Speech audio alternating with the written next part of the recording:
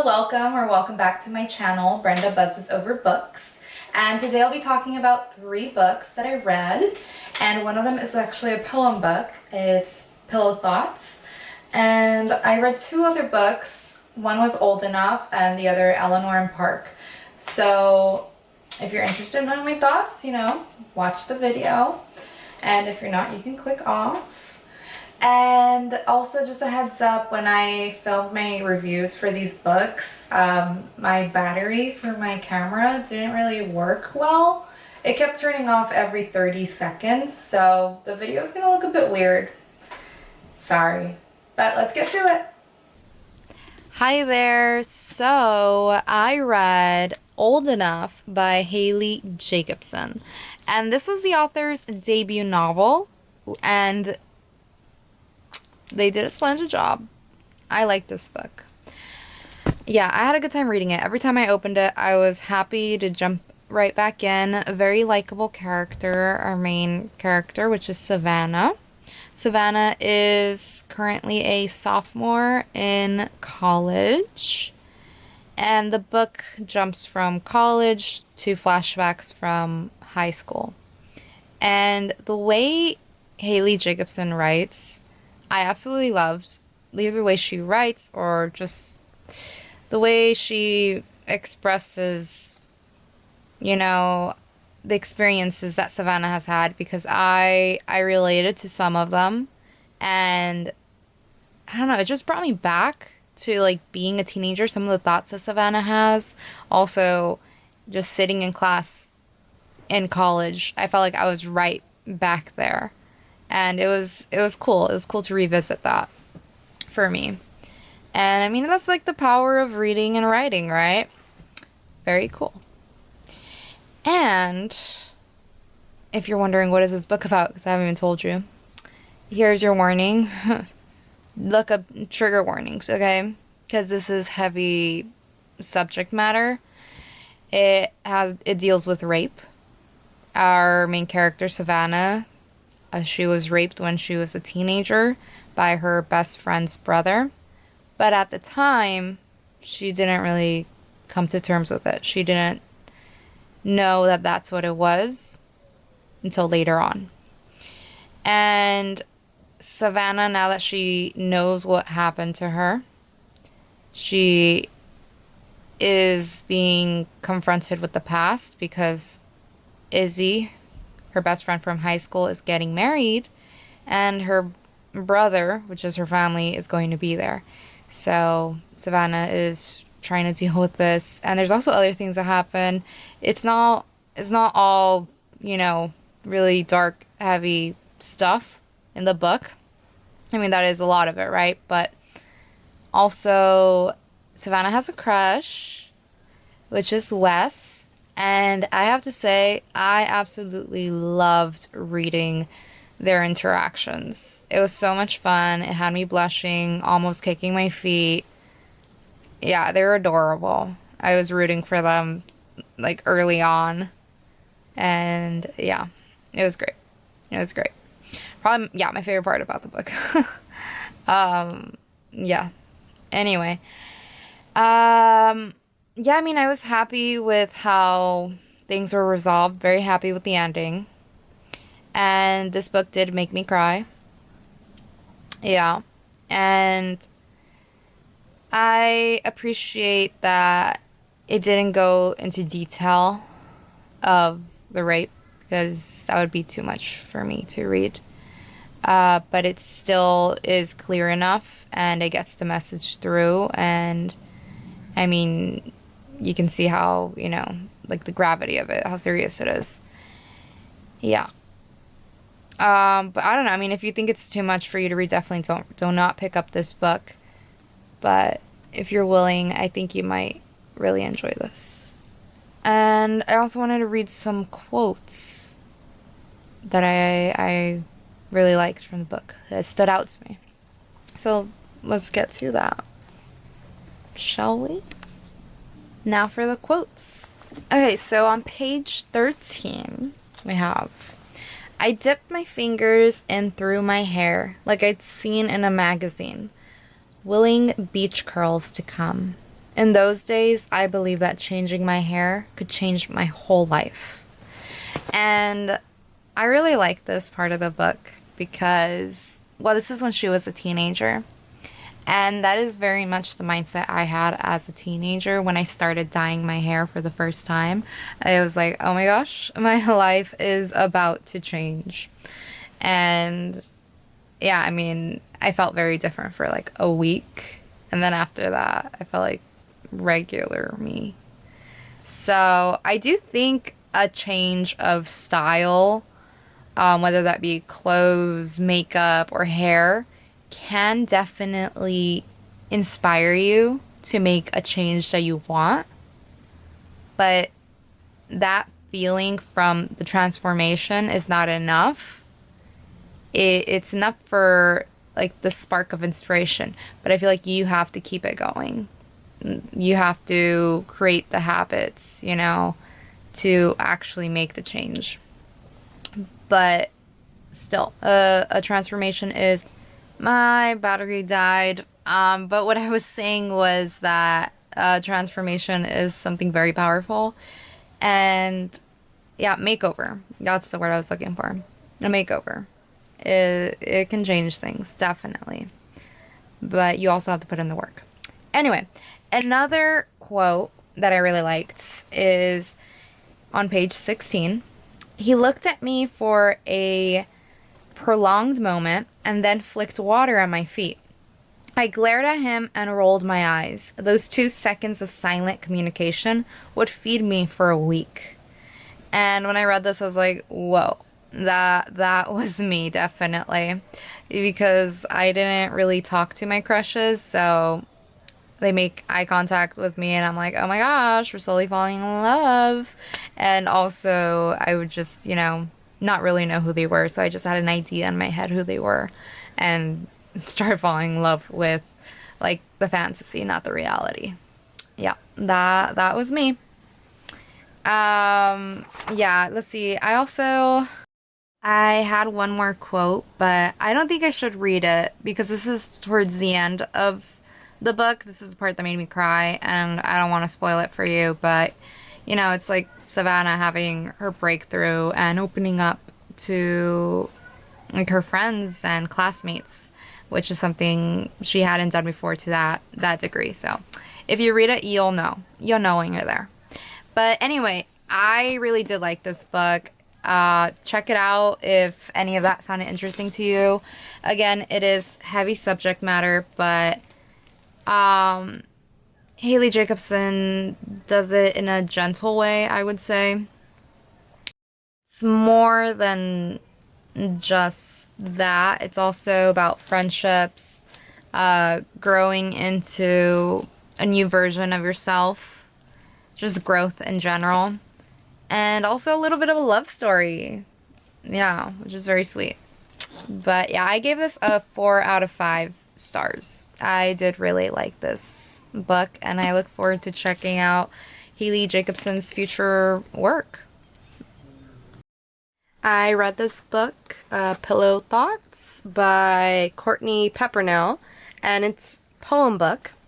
I don't think I've ever read a poem book before. I've only read poems that were assigned to me in classes, and I don't think I've come across a poem that really spoke to me in the sense that it stayed with me for years.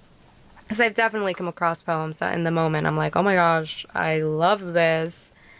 Take a picture of it, write it, but I never look back on it and I just forget about it. But I know there's some people out there that find a poem that really speaks to them, and years later they can like recite it out of the blue, which I think is like really cool. But I haven't found that poem yet. Anyway, this is me trying to get into poems.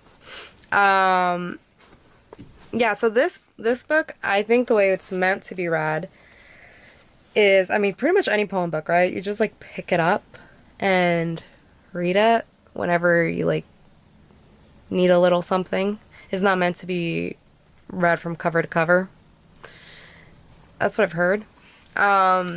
But yeah, the way this is written is especially not meant to be read like that, because It has a table of thoughts. It has different sections. If you're feeling lonely, you go to a certain page. If you're in love, go to a certain page. If you need encouragement, soul searching, a reason to stay, if you're heartbroken. Yeah, so it has different sections like that, but I read it cover to cover. I'm not in one sitting, but yeah, I read for 20 minutes or something, put a bookmark in, then the next day picked it up. That's how I read it. Whew. So it probably would have been more impactful if I read it the way it was meant to. But even so, I did come across 3 poems that I really liked, and I'm gonna read those to you. Yeah. And I mean, if you like these poems, check out the book. Alright. So, this was the section of If You Are Dreaming of Someone. Life is too short for games, unless it's a game of cards. Don't text back right away. If you like them, pretend you don't. And don't you dare say I love you first. Well, screw all that. I will text you back in 3 seconds. I will tell you that I like you. And if I love you, I'll tell you every chance I get. Life is unpredictable, and I'd rather play every card as honestly as I can than have a deck full of regrets and what-ifs. And I really like this because I think I've been a hopeless romantic since a young age. But I definitely tried to play the game and stuff. Whenever I was texting somebody I liked, I would purposely wait at least 5 or 10 minutes, even though I wanted to answer right away. It's like, oh no, can't make it look like I don't have a life or I'm desperate. That's what I thought. But eventually I grew out of that. I was like, I'm just gonna be me. If the person doesn't like me for who I am and just the way I act, they're not a good match. Simple as that. But yeah, I like that one. And the second one is from the If You Are in Love section. Okay, so here's a poem. If I were to build a house, I'd have your arms as the walls, your eyes as the windows, your smile as the front door, your heart as the fireplace, and your soul as my light. And in this house, I'd place my faith, knowing I'd finally found a home.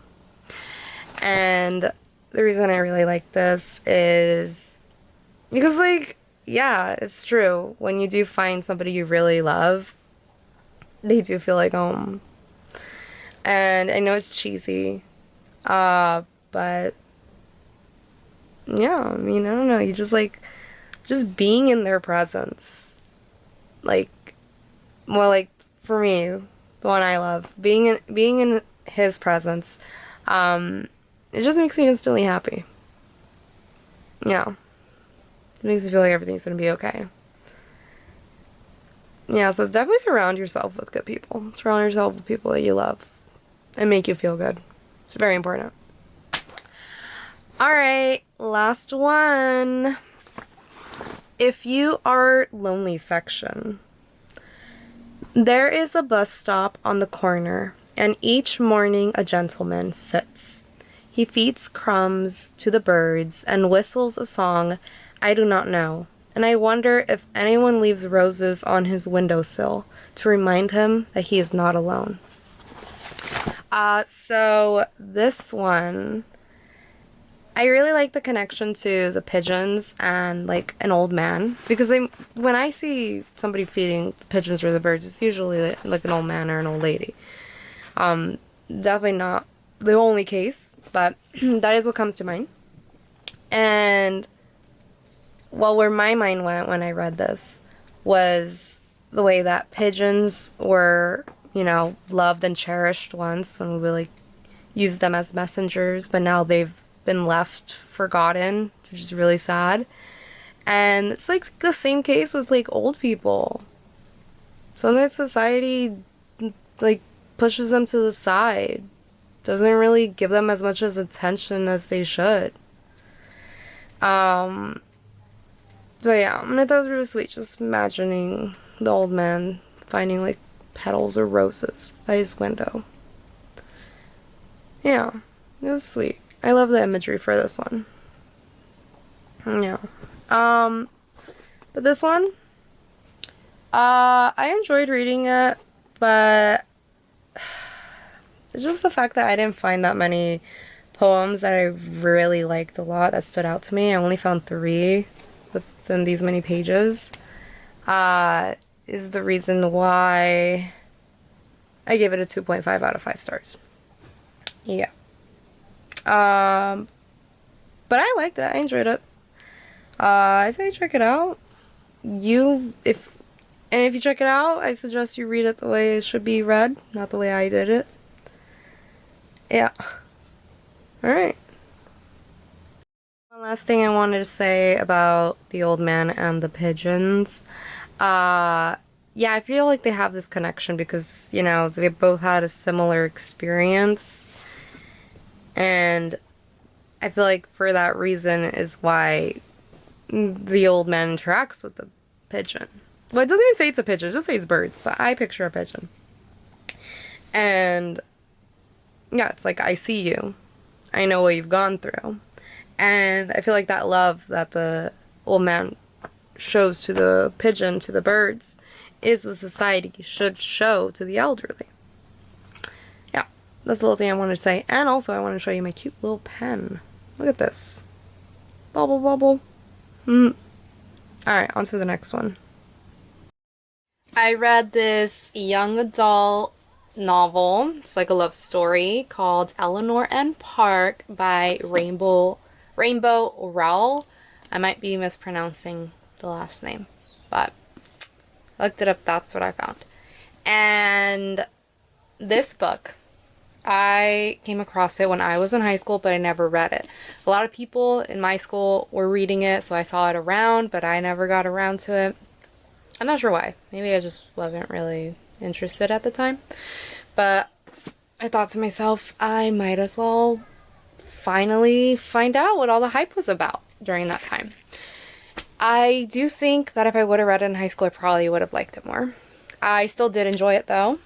Something that I very much liked about this book was the fact that I wanted to know more. I wanted to know what would happen with the characters. I was interested, and that's always a good thing. And, well, what's something that sums it up, right inside, right here, it says, 2 misfits, 1 extraordinary love. That's like a quick little summary. But yeah, anyway, Eleanor, she's the new girl, and Park doesn't really fit in, but he's not really bullied either. It's just, you know, regular, awkward high school stuff for him. He's just not one of the popular kids, but he's not bullied either. So, he's just trying to survive. That's like his thing. And Eleanor is new, as I mentioned, but she does get bullied brutally, in my opinion. I mean, I'm sure there's worse, but dang it.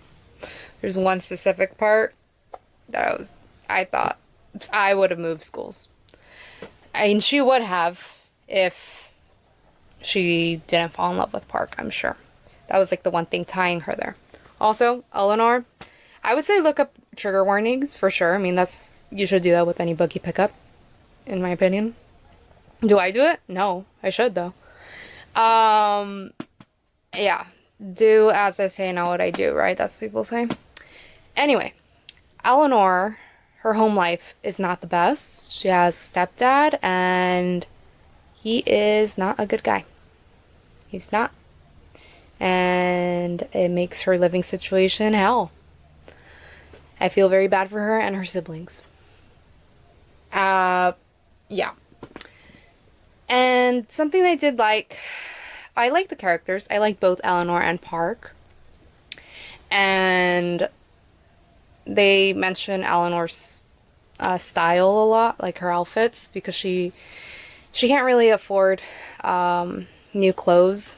Her mom doesn't really buy her stuff, so if she buys her stuff, it might be like from a thrift store in the men's section, or like just something she acquired, right? It's not something that she's like thinking in mind, oh, specifically for Eleanor, this is what she needs, this is what she would like. It's just like, here, this is what I was able to grab for you. Here you go.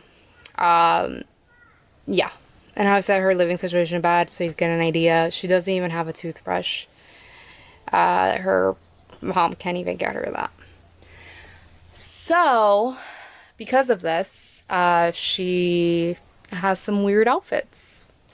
And Park thinks he doesn't really know about her living situation, but he just thinks, you know, she's a bit strange. She doesn't care what people think, but it's because of her living situation. But in the book, it is mentioned a lot, her outfits, and I enjoyed reading about it, and some of her outfits honestly seem pretty cool. She like made it work. She made it, she like, you know, tried to do the best that she could with what she had. And yeah, something I also liked about Park, he eventually, you know, explores a little bit with his sense of style, which was cool to see, and like stood up for it, so that was cool. Oh, a quote that I liked from this book was on page 165 from my copy, and here it goes. Eleanor was right. She never... So my camera died. I need to buy a new battery pack because I charge it fully and it only lasts for maybe like 3 minutes or something, and then it turns off if I'm trying to record a video. But I haven't gotten around to that. When will I? I don't know. It's been some months. Anyway, here is the quote. It's Park thinking about it. These are Park's thoughts. Eleanor was right. She never looked nice. She looked like art, and art wasn't supposed to look nice. It was supposed to make you feel something. And I really like this because, you know, it's just him really, you know, appreciating Eleanor for who she is and not expecting her to just be perfect and look perfect, which is like something that some people do expect from girls or women. You know, I mean, at least I was growing up, felt this pressure of having to look very presentable, try to look the prettiest I could, that was a big value of me as a young girl. And thankfully I've worked past that. I mean, as I was saying, I still like to feel pretty and look pretty, but it's just I don't put as much pressure on it as I used to, and I think that is for the best. And yeah, I mean, I think being compared to art is a big compliment. So yeah, that's the only quote though that really stood out to me from the whole book that I wanted to make a note of it and write it down so I could remember in the future. So that's the only one, but it's a good one. And I'm looking at my notes right now. So early on in Park and Eleanor's relationship, I was not the biggest fan of it. I mean, there's moments I was like, oh, cute. But also, when you're that young, you know, I mean, even older people sometimes don't get emotional maturity. Takes them a while. I mean, I think it took me a little bit of a while, maybe not too long. I don't know. Anyway, as I was saying, when I was in high school, I was definitely not emotionally mature. I was very immature, and I mean, it's a normal thing for a teenager to be. Yeah, at that time, when I was in high school, I very much wanted to be in a relationship. I wanted a boyfriend. It's something that I thought about a lot, and it never happened for me. I got my first boyfriend when I was 18, I believe. In college, so my freshman year in college, and 18, almost 19, and I was still emotionally immature. I had terrible communication skills, and that did affect my relationship at the time, because instead of working on it, I said, let's break up, and that was that. And I mean, it was for the best. I'm very happy in the relationship I am in now. Yeah. Anyway. But But reading this, Park and Eleanor, very emotionally immature and insecure, not good with communication, and this leads to a lot of stress on both of their ends and miscommunication, and I'm like, what a headache. And what a headache it probably would have been. It very much sounded like it was a headache, a little bit of a headache for them, or a big headache, and it would have been for me too, I think. So I was like, oh, thank goodness I did not get a boyfriend in high school like I wanted. Probably for the best. And as I kept reading later on in the relationship, I did like the relationship. I thought it was very sweet, and Park was there for Eleanor every time she like needed him, or almost every time. And that was really sweet. I liked them together. I thought they were a cute couple.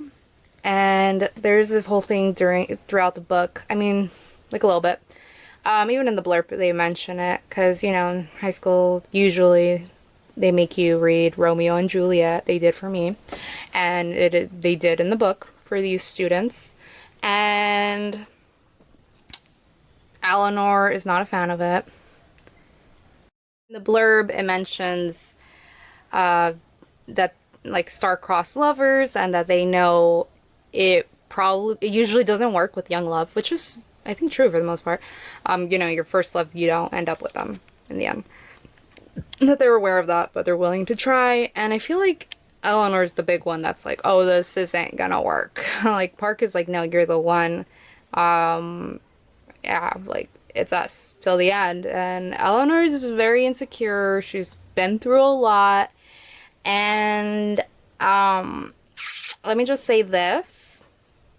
I was not a fan of the ending.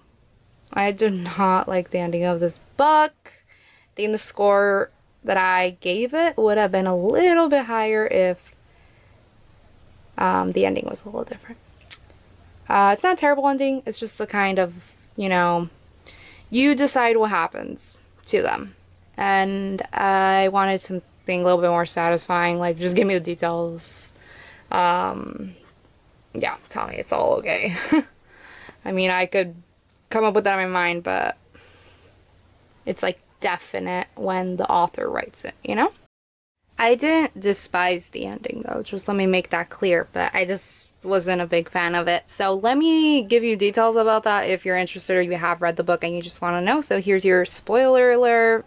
I'm gonna put it somewhere on the screen, so look at that, skip ahead if you want.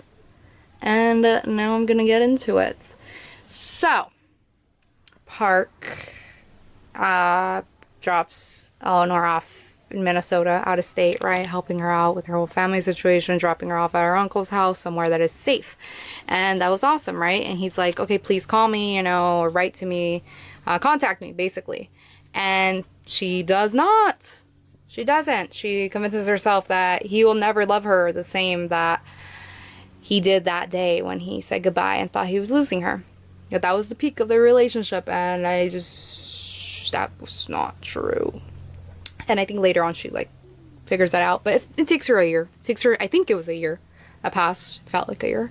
And Park is just like, you know, waiting and feeling super sad, like she hasn't contacted me, and he loses hope. He tries to date somebody else, but the sparks aren't there, and he like still thinks about her, but has accepted that he's probably not gonna see her again.